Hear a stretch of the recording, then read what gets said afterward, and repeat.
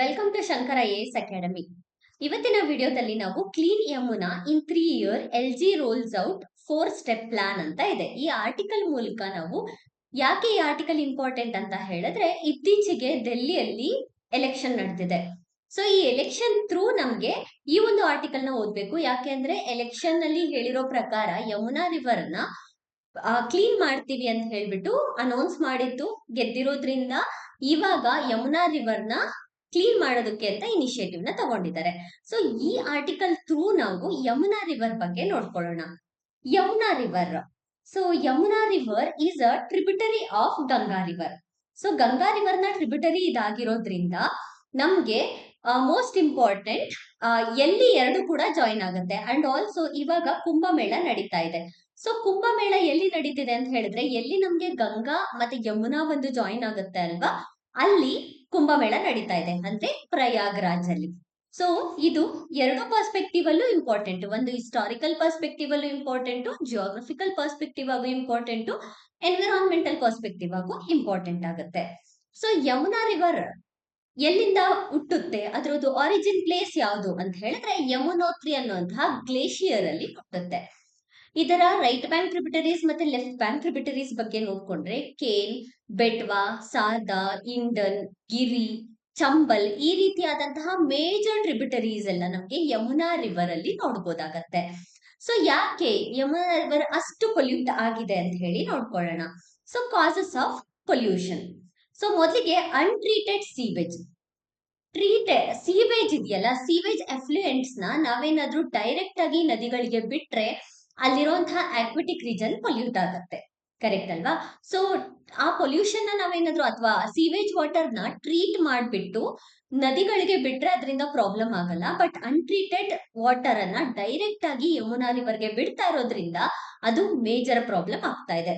Next industrial effluents. Delhi region ಅಲ್ಲಿ ನೋಡ್ಕೊಂಡ್ರೆ ಈ ಯಮುನಾ ರಿವರ್ ಎಲ್ಲೆಲ್ಲ ಫ್ಲೋ ಆಗ್ತಿದೆ ಅಲ್ವಾ, ಆ ರೀಜನ್ಸ್ ಗಳಲ್ಲಿ ನಾವು ತುಂಬಾನೇ ಇಂಡಸ್ಟ್ರಿಯಲ್ ಆಕ್ಟಿವಿಟೀಸ್ ಗಳನ್ನ ನೋಡ್ಬೋದಾಗತ್ತೆ. ಫಾರ್ ಎಕ್ಸಾಂಪಲ್ ಟೆಕ್ಸ್ಟೈಲ್ ಇಂಡಸ್ಟ್ರೀಸ್ ಆಗಿರ್ಬೋದು, ಕೆಮಿಕಲ್ ಇಂಡಸ್ಟ್ರೀಸ್ ಆಗಿರ್ಬೋದು, ಮತ್ತೆ ಟೆನೇರಿಯಲ್ಸ್ ರಿಲೀಸ್ ಮಾಡುತ್ತೆ, ಹೆವಿ ಮೆಟಲ್ಸ್ ಗಳನ್ನ ರಿಲೀಸ್ ಮಾಡುತ್ತಲ್ಲ ಈ ಒಂದು ಇಂಡಸ್ಟ್ರೀಸ್, ಅದರಿಂದ ಕೂಡ ಪೊಲ್ಯೂಷನ್ ಆಗ್ತಿದೆ. ನಂತರ ರಿಲಿಜಿಯಸ್ ಪ್ರಾಕ್ಟೀಸಸ್. ಇವಾಗ ಪ್ರಯಾಗ್ರಾಜ್ ಅಲ್ಲಿ ಕುಂಭಮೇಳ ನಡೀತಾ ಇದೆ. ಸೊ ರಿಲಿಜಿಯಸ್ ಪ್ರಾಕ್ಟೀಸಸ್ ಥ್ರೂ ಅಂದ್ರೆ ಫ್ಲವರಿಂಗ್ಸ್ ನ ಆಫರ್ ಮಾಡೋದು, ಡೆಡ್ ಬಾಡೀಸ್ ಗಳನ್ನ ಬಿಡೋದು, ಇದರಿಂದ ಏನಾಗ್ತಾ ಇದೆ, ಪೊಲ್ಯೂಷನ್ ಲೆವೆಲ್ ಇನ್ನೂ ಕೂಡ ಜಾಸ್ತಿ ಆಗ್ತಾ ಇದೆ. ನಂತರ ಪ್ಲಾಸ್ಟಿಕ್ ವೇಸ್ಟ್. ಪ್ಲಾಸ್ಟಿಕ್ ವೇಸ್ಟ್ ಅಂತ ಹೇಳಿದ್ರೆ ಯಾರಾದ್ರೂ ಅಲ್ಲಿಗೆ ಹೋದ್ರೆ ಬಯೋಡಿಗ್ರೇಡಬಲ್ ಮೆಟೀರಿಯಲ್ ಅಲ್ಲ, ಅದು ನಾನ್ ಬಯೋಡಿಗ್ರೇಡಬಲ್ ಮೆಟೀರಿಯಲ್ ಅಕ್ವಾಟಿಕ್ ರೀಜನ್ ಹೋಯ್ತು ಅಂತ ಹೇಳಿದ್ರೆ ಅದರಿಂದ ಹ್ಯೂಮನ್ ಹೆಲ್ತ್ ಕೂಡ ಎಫೆಕ್ಟ್ ಆಗುತ್ತೆ. And agricultural run of. Agricultural region ಅಲ್ಲಿ ನಾವು ಕೆಮಿಕಲ್ ಫರ್ಟಿಲೈಸರ್ಸ್ ಗಳನ್ನ ಯೂಸ್ ಮಾಡ್ತೀವಿ. ಯಾವಾಗ ಅಗ್ರಿಕಲ್ಚರಲ್ ವಾಟರ್ ರಿವರಿಗೆ ಹೋಗಿ ಸೇರುತ್ತೆ ಅಲ್ಲ, ಆಗ ಅಲ್ಲಿರುವಂತಹ ಪೆಸ್ಟಿಸೈಡ್ಸ್ ಮತ್ತೆ ಕೆಮಿಕಲ್ ಫರ್ಟಿಲೈಸರ್ಸ್ ಇದೆಲ್ಲ ಏನ್ ಮಾಡ್ತಾ ಇದೆ, ನದಿಗಳಿಗೆ ಎಂಟರ್ ಆಗ್ತಿದೆ. ಸೊ ಇದಕ್ಕೋಸ್ಕರ ಕ್ಲೀನ್ ಮಾಡೋದಕ್ಕೆ ಗವರ್ಮೆಂಟ್ ಏನಾದ್ರೂ ಇನಿಷಿಯೇಟಿವ್ ನ ತಗೋಬೇಕಲ್ವಾ. ಯಮುನಾ ರಿವರ್ ನ ಕ್ಲೀನ್ ಮಾಡೋದಕ್ಕೋಸ್ಕರ ಇದು ಮೊದಲನೇ ಬಾರಿ ಏನಲ್ಲ ಗವರ್ಮೆಂಟ್ ಇನಿಷಿಯೇಟಿವ್ ನ ತಗೊಂಡಿರೋದು. ಸೊ ಇದರಲ್ಲಿ ಫಸ್ಟ್ ಇನಿಷಿಯೇಟಿವ್ ಬಂದ್ಬಿಟ್ಟು ನಮ್ಗೆ 1993 ಅಲ್ಲೇನೆ ಸ್ಟಾರ್ಟ್ ಮಾಡಿದ್ರು. ಅದನ್ನ ಯಮುನಾ ಆಕ್ಷನ್ ಪ್ಲಾನ್ ಅಂತ ಹೇಳ್ಬಿಟ್ಟು ಕರೀಲಾಗತ್ತೆ. ಈ Yamuna action plan Japan international ಜೊತೆ ಸೇರ್ಬಿಟ್ಟು ಈ ಆಕ್ಷನ್ ಪ್ಲಾನ್ ನ ಎಕ್ಸಿಕ್ಯೂಟ್ ಮಾಡ್ಲಿಕ್ಕೆ ಸ್ಟಾರ್ಟ್ ಮಾಡ್ತಾರೆ. 1993 ಇಂದ ಈಗ 2006 ತನಕ ಕೂಡ ಫಸ್ಟ್ ಫೇಸ್ ಆಗುತ್ತೆ, 2003 ತನಕ ಫಸ್ಟ್ ಫೇಸ್ ಆಗುತ್ತೆ, 2003 ಇಂದ ಈಗಲೂ ಕೂಡ ಸೆಕೆಂಡ್ ಫೇಸ್ ರನ್ ಆಗ್ತಾ ಇದೆ. ಸೊ 1993 ಇಂದ 2003 ತನಕ ಫಸ್ಟ್ ಫೇಸ್ ಏನಾಗಿತ್ತು, ಇದ್ರದ್ದು ಮೇನ್ ಇಂಟೆನ್ಷನ್ ಏನಿತ್ತು ಅಂತ ಹೇಳಿದ್ರೆ ಯಮುನಾ ರಿವರ್ ಅಲ್ಲಿರುವಂತಹ ಪೊಲ್ಯೂಷನ್ ನ ರೆಡ್ಯೂಸ್ ಮಾಡಬೇಕು. ಹಾಗೆಯೇ ಯಮುನಾ ನದಿಯನ್ನ ಮತ್ತೆ ಮುಂಚೆ ಹೇಗಿತ್ತು ಅದೇ ರೀತಿ ಪೊಲ್ಯೂಟೆಡ್ ಫ್ರೀ ರಿವರ್ ಆಗಿ ಮಾಡ್ಬೇಕು ಅಂತ ಹೇಳ್ಬಿಟ್ಟು ಈ ಒಂದು ಆಕ್ಷನ್ ನ ತಗೊಂಡಿದ್ರು.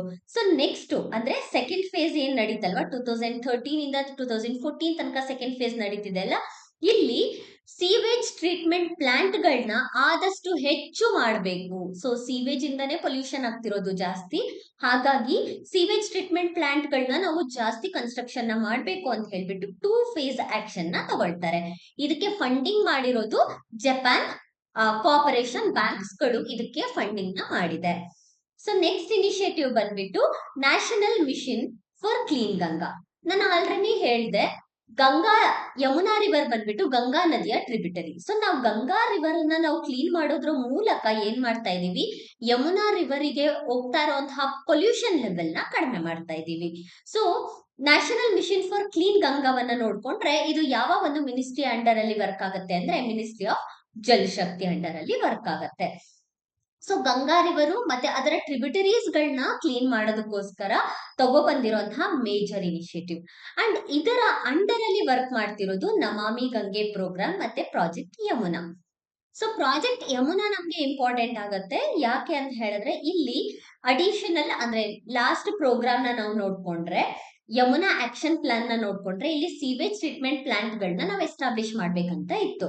ಅದೇ ರೀತಿ ಜಾಸ್ತಿ sewage plant, additional sewage plant treatment plant ಗಳನ್ನ ಮೇಜರ್ ಸಿಟೀಸ್ ಅಲ್ಲಿ ತಗೊಂಡ್ಬರ್ಬೇಕು, ಎಸ್ಪೆಷಲಿ ಡೆಲ್ಲಿ ರೀಜನ್ ಅಲ್ಲಿ.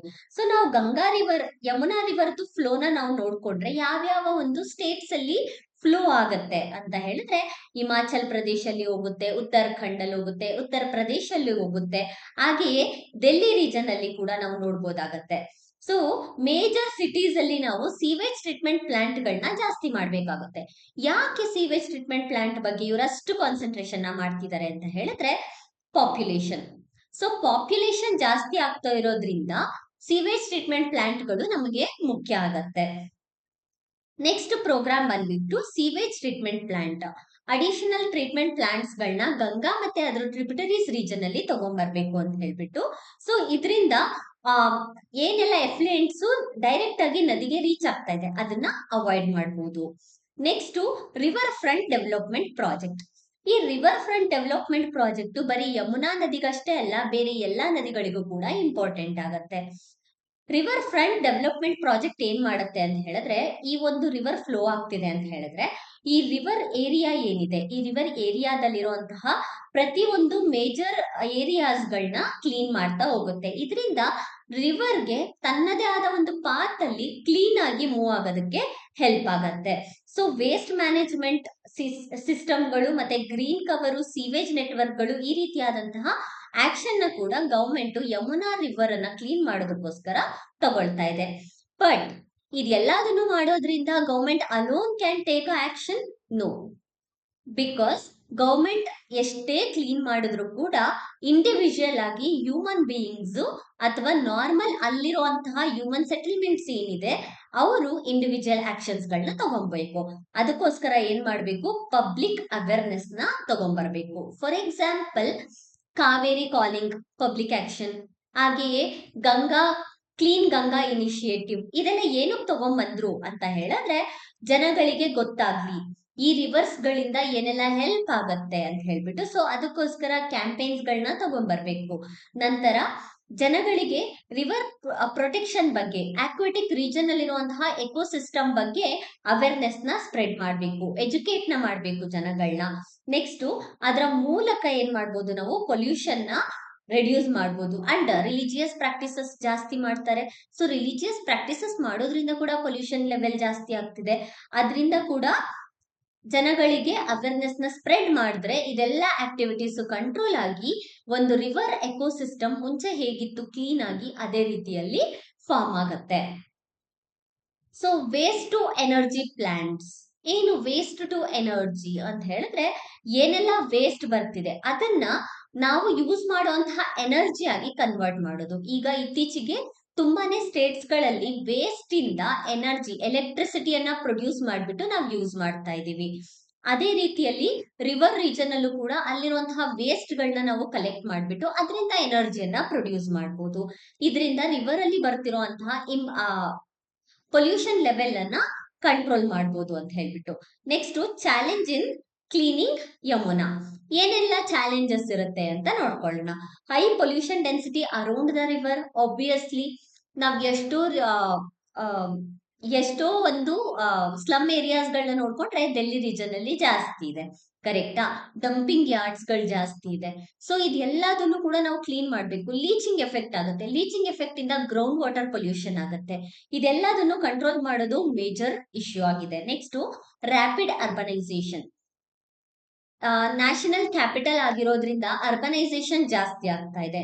ನಂತರ complex nature of pollution sources, high ಮೆಟಲ್ಸ್ಗಳು ಅಥವಾ ಪ್ಲಾಸ್ಟಿಕ್ ವೇಸ್ಟ್ಗಳು, ನಾನ್ ಡಿಗ್ರೇಡಬಲ್ ಮೆಟೀರಿಯಲ್ಸ್ಗಳು, ಗ್ಲಾಸಸ್ ಇದೆಲ್ಲ ಜಾಸ್ತಿ ಇರೋದ್ರಿಂದ ನಮ್ಗೆ ಆ ಕಾಂಪ್ಲೆಕ್ಸ್ ಪೊಲ್ಯೂಷನ್ ನ ರೆಡ್ಯೂಸ್ ಮಾಡೋದು ಕಷ್ಟ ಆಗತ್ತೆ. Next, need for sustained effort and communication, community participation ತುಂಬಾ ಇಂಪಾರ್ಟೆಂಟ್. ಬಟ್ ಎಲ್ಲರೂ ಕೂಡ ಬಂದು ಜಾಯಿನ್ ಆಗ್ತಾರ? ಇಲ್ಲ. ಸೊ ಪ್ರತಿಯೊಬ್ಬರಿಗೂ ಅವೇರ್ನೆಸ್ ನ ಸ್ಪ್ರೆಡ್ ಮಾಡಿಬಿಟ್ಟು ಕ್ಲೀನ್ ಯಮುನಾ ಇನಿಷಿಯೇಟಿವ್ ನ ತರಬಹುದಾಗತ್ತೆ. ಸೊ ಇದರಲ್ಲಿ ಒಂದು ಕ್ವಶನ್ ಇದೆ, which tributary joins Yamuna near the city Agra? ಆಗ್ರಾದಲ್ಲಿ ಯಾವ ನದಿ ಯಮುನವನ್ನ ಸೇರುತ್ತೆ ಅಂತ ಕೇಳಿದರೆ ಉತ್ತರ ಬಂದ್ಬಿಟ್ಟು ಆಪ್ಷನ್ ಬಿ, ಕೇನ್ ರಿವರ್ ಬಂದ್ಬಿಟ್ಟು ಜಾಯಿನ್ ಆಗತ್ತೆ ಆಗ್ರಾ ಸಿಟಿಯಲ್ಲಿ. ಸೊ ನೆಕ್ಸ್ಟ್ ಇನ್ನೊಂದು ಆರ್ಟಿಕಲ್ ಡೆಲ್ಲಿ ರೀಜನ್ಗೆನೆ ಇರೋದ್ರಿಂದ ಈ ಆರ್ಟಿಕಲ್ ನಾನು ಇಲ್ಲಿ ತಗೊಂಡಿದ್ದೀನಿ. ಯಾಕೆ ಅಂತ ಹೇಳಿದ್ರೆ ಡೆಲ್ಲಿಯಲ್ಲಿ ನಾವು 7 ಬಯೋಡೈವರ್ಸಿಟಿ ಸೈಟ್ಸ್ ಗಳನ್ನ ನೋಡ್ತೀವಿ. ಸೊ ಆ 7 ಬಯೋಡೈವರ್ಸಿಟಿ ಸೈಟ್ ಗಳಲ್ಲೂ ಕೂಡ ಇತ್ತೀಚೆಗಾಗಿರೋ ಸರ್ವೆ ಪ್ರಕಾರ ಮೈಗ್ರೇಟರಿ ಬರ್ಡ್ಸ್ ಗಳು ಕಡಿಮೆ ಆಗಿದೆ. ಏವಿಯನ್ ಸರ್ವೆ ಮಾಡಿದರೆ, ಏವಿಯನ್ ಸರ್ವೆ ಅಂತ ಹೇಳಿದ್ರೆ ಬರ್ಡ್ ಸರ್ವೆ ಮಾಡ್ತಾರಲ್ಲ ಅದು. ಸೊ ಬರ್ಡ್ ಸರ್ವೆ ಪ್ರಕಾರ ಮೈಗ್ರೇಟರಿ ಬರ್ಡ್ಸ್ ಡೆಲ್ಲಿ ರೀಜನ್ಗೆ ಬರ್ತಿತ್ತಲ್ವಾ, ಅದ್ರದ್ದು ಪಾಪ್ಯುಲೇಷನ್ ರೆಡ್ಯೂಸ್ ಆಗಿದೆ. So Delhi development authority and biodiversity park, total 7 biodiversity park ಇದೆ ಡೆಲ್ಲಿಯಲ್ಲಿ. ಯಾವ್ದ್ಯಾವ್ದು ಅಂತ ಹೇಳಿದ್ರೆ ಯಮುನಾ, ತಿಲ್ಪತ್ ವ್ಯಾಲಿ, ನೀಲಾ ಹೌಸ್, ಅರಾವಲಿ, ನದಂದ್ ರಿಡ್ಜ್, ತುಗ್ಲಕ್ ಬಾದ್ ಅಂಡ್ ಕಲಿಂದಿ. ಈ 7 ಬಯೋಡೈವರ್ಸಿಟಿ ಪಾರ್ಕ್ ಗಳಿದೆ. ಈ 7 ಬಯೋಡೈವರ್ಸಿಟಿ ಪಾರ್ಕ್ ಅಲ್ಲೂ ಕೂಡ ಮೈಗ್ರೇಟರಿ ಬರ್ಡ್ಸ್ ಗಳು ಕಡಿಮೆ ಆಗಿದೆ. Reason pollution. ಸೊ ಆಬ್ಜೆಕ್ಟಿವ್ ಏನು ಅಂತ ಹೇಳಿದ್ರೆ ಒಂದು ಬಯೋಡೈವರ್ಸಿಟಿಯನ್ನ ಕನ್ಸರ್ವ್ ಮಾಡೋದಕ್ಕೋಸ್ಕರ ಡೆಲ್ಲಿ ರೀಜನ್ ಅಲ್ಲಿ ಈ ರೀತಿಯಾದಂತಹ ಇನಿಷಿಯೇಟಿವ್ ನ ತಗೊಂಡ್ಬಂದಿದ್ದಾರೆ. ಜೆನೆಟಿಕ್ ಡೈವರ್ಸಿಟಿಯನ್ನ ಇನ್ಕ್ರೀಸ್ ಮಾಡೋದಕ್ಕೆ ಅಂಡ್ ಎಂಡೇಂಜರ್ಡ್ ಸ್ಪೀಸೀಸ್ ಗಳನ್ನ ಪ್ರೊಟೆಕ್ಟ್ ಮಾಡೋದಕ್ಕೆ ಅಂಡ್ ಆಲ್ಸೋ ಎನ್ವಿರಾನ್ಮೆಂಟಲ್ ಅವೇರ್ನೆಸ್ ನ ಸ್ಪ್ರೆಡ್ ಮಾಡೋದಕ್ಕೂ ಕೂಡ ಈ ಒಂದು ಇನಿಷಿಯೇಟಿವ್ ತುಂಬಾನೇ ಮುಖ್ಯ ಆಗತ್ತೆ. ಸೊ ಅಸಿಟಾ ಈಸ್ಟ್ ಬಯೋಡೈವರ್ಸಿಟಿ ಪಾರ್ಕ್ ಏನು ಅಸಿಟಾ ಅಂತ ಹೇಳಿದ್ರೆ ಯಮುನಾ ರಿವರ್ಗೆ ಇರುವಂತಹ ಇನ್ನೊಂದು ಹೆಸರು ಬಂದ್ಬಿಟ್ಟು Asita. So Asita another name for Yamuna river. Next ಇದು ಬಂದ್ಬಿಟ್ಟು ನಮ್ಗೆ ಟೋಟಲ್ ವೆಟ್ಲ್ಯಾಂಡ್ಸ್ ಗಳು ಜಾಸ್ತಿ ಇದೆ. 60+ ಮಿಲಿಯನ್ ಲೀಟರ್ ಆಫ್ ವಾಟರ್ ನ ಡೆಲ್ಲಿ ರೀಜನ್ ಅಲ್ಲಿ ಪ್ರೊವೈಡ್ ಮಾಡುತ್ತೆ.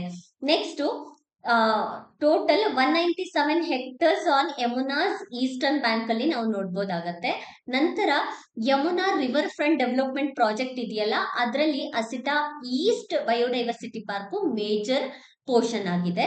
ನೆಕ್ಸ್ಟ್ ಪ್ರಿವಿಯಸ್ಲಿ ತುಂಬಾ ಡಿಗ್ರೇಡೆಡ್ ಲ್ಯಾಂಡ್ ಇತ್ತು, ಇವಾಗ ರಿಕವರ್ ಆಗ್ತಾ ಇದೆ ಈ ಒಂದು ರೀಜನ್. ಅದ್ರ ನಂತರ flood plain, grassland area ಮತ್ತೆ ಮೇಜರ್ ಮೈಗ್ರೇಟರಿ ಬರ್ಡ್ಸ್ ಗಳನ್ನ ಇದು ಅಟ್ರಾಕ್ಟ್ ಮಾಡುತ್ತೆ. ಸೊ ಬರ್ಡ್ಸ್ ಗಳದ್ದು ಸರ್ವೆ ನಡೆದಿದೆ ಅಂತ ಹೇಳ್ದೆ. ಯಾರು ಸರ್ವೆಯನ್ನ ಮಾಡಿರೋದು, ಆ ಸರ್ವೆಯ ರಿಪೋರ್ಟ್ ಏನು ಅಂತ ನೋಡಿದ್ರೆ ಬಿಗ್ ಬರ್ಡ್ ಡೇ. ಸೊ ಇವ್ರೇನ್ ಮಾಡಿದ್ದಾರೆ, ಬರ್ಡ್ ಕೌಂಟ್ ಸರ್ವೆಯನ್ನ ಮಾಡಿದ್ದಾರೆ. ಎಲ್ಲಿ? ನ್ಯಾಷನಲ್ ಕ್ಯಾಪಿಟಲ್ ರೀಜನ್ ಡೆಲ್ಲಿಯಲ್ಲಿ. ಸೊ ಇದ್ರ ಪ್ರಕಾರ ವಿಂಟರ್ ಅಲ್ಲಿ ಮೈಗ್ರೇಟ್ ಆಗ್ಬೇಕಾಗಿರುವಂತಹ ಬರ್ಡ್ಸ್ ಗಳ ಸಂಖ್ಯೆ ಕಡಿಮೆ ಆಗಿದೆ. ಸೊ ಯಾಕೆ ರೀಸನ್ ಅಂತ ಹೇಳಿದ್ರೆ ಪೊಲ್ಯೂಷನ್, ಏರ್ ಪೊಲ್ಯೂಷನ್ ಜಾಸ್ತಿ ಆಗಿದೆ ಅಲ್ವಾ ಡೆಲ್ಲಿ ರೀಜನ್ ಅಲ್ಲಿ, ಅದರಿಂದ. ಸೊ ಎಲ್ಲಿ ಇನ್ಕ್ರೀಸ್ ಆಗಿದೆ, ಎಲ್ಲಿ ಡಿಕ್ರೀಸ್ ಆಗಿದೆ ಅಂತ ನೋಡ್ಕೊಳ್ಳೋಣ. ಡೆಲ್ಲಿ ರೀಜನ್ ಅಲ್ಲಿರುವಂತಹ ಬಯೋಡೈವರ್ಸಿಟಿಯಲ್ಲಿ ಕಲಿಂದಿಯಲ್ಲಿ ಇನ್ಕ್ರೀಸ್ ಆಗಿದೆ, ಯಮುನಾದಲ್ಲೂ ಇನ್ಕ್ರೀಸ್ ಆಗಿದೆ, ತಿಲ್ಪತ್ ವ್ಯಾಲಿಯಲ್ಲಿ ಇನ್ಕ್ರೀಸ್ ಆಗಿದೆ, ತುಗ್ಲಕ್ ಬಾದಲ್ಲಿ ಕೂಡ ಇನ್ಕ್ರೀಸ್ ಆಗಿದೆ. ಡಿಕ್ರೀಸ್ ಎಲ್ಲಾಗಿದೆ ಅಂತ ಹೇಳಿದ್ರೆ ನೀಲಾಒನ್ಸ್, ಅರಾವಳಿ, ನದಂದ್ ರಿಡ್ಜ್ ಈ ರೀಜನ್ ಅಲ್ಲಿ ಮೈಗ್ರೇಟರಿ ಬರ್ಡ್ಸ್ ಗಳ ಸಂಖ್ಯೆ ಡಿಕ್ರೀಸ್ ಆಗಿದೆ. ಸೊ ಈ ಏನು 7 ಬಯೋಡೈವರ್ಸಿಟಿ ಸೈಟ್ಸ್ ಗಳಿದೆಯಲ್ಲ, ಇದು 7 ಕೂಡ bird site, special bird site ಆಗಿ ಆಕ್ಟ್ ಆಗುತ್ತೆ. ಅದ್ರ ಬಗ್ಗೆ ನಾವು ನೋಡ್ಕೊಂಡ್ರೆ ಯಾವ್ಯಾವ ಬರ್ಡ್ಸ್ ಗಳಲ್ಲಿ ಸಿಗುತ್ತೆ ಅಂತ ನೋಡ್ಕೊಳ್ಳೋಣ. ಅರಾವಳಿ ಮತ್ತೆ ನದಂದ್ ರಿಡ್ಜ್ ಬಯೋಡೈವರ್ಸಿಟಿಯಲ್ಲಿ ಕಾಲರ್ಡ್ ಸ್ಕೋಪ್ಸ್ ಔಲ್ ಮತ್ತೆ ಬೂಟೆಡ್ ಈಗಲ್ ನ ನೋಡ್ಬೋದಾಗತ್ತೆ. Next Tughlaq Badarli sirkeer malkoha, ಇದೊಂದು rare species. Next Yamuna region ಅಲ್ಲಿ common rose finch, Eurasian wigeon ಮತ್ತೆ ferruginous pochard, Pallas's gull, black rumped flameback, red crested pochard ಈ ರೀತಿಯಾದ ಬರ್ಡ್ಸ್ ಗಳನ್ನ ನೋಡ್ತೀವಿ. ತಿಲ್ಪತ್ ವ್ಯಾಲಿಯಲ್ಲಿ ಕ್ರೆಸ್ಟೆಡ್ ಸರ್ಪೆಂಟ್ ಈಗಲ್, ಅನಿ ಬೂಸುಡ್ ಈಗಲ್, ಈ ಈಗಲ್ಸ್ ಗಳನ್ನ ನಾವು ತಿಲ್ಪತ್ ವ್ಯಾಲಿಯಲ್ಲಿ ನೋಡ್ತೇವೆ. ನೆಕ್ಸ್ಟ್ ಕೆಲವೊಂದು ರೀಜನ್ ಅಲ್ಲಿ ಇನ್ಕ್ರೀಸ್ ಆಗಿದೆ, ಕೆಲವೊಂದು ರೀಜನ್ ಅಲ್ಲಿ ಡಿಕ್ರೀಸ್ ಆಗಿದೆ ಅಂತ ಹೇಳಿದೆ. ಸೊ ರಿಕವರಿಗೆ ರೀಸನ್ ಏನು ಅಂತ ಹೇಳಿದ್ರೆ, ಒಂದು ಯಮುನಾ ರೀಜನ್ ಮತ್ತೆ ಅರಾವಳಿ ರೀಜನ್ ಅಲ್ಲಿ ರಿವರ್ ಕ್ಲೀನ್ ಆಗ್ತಿದೆ ಅದರಿಂದ.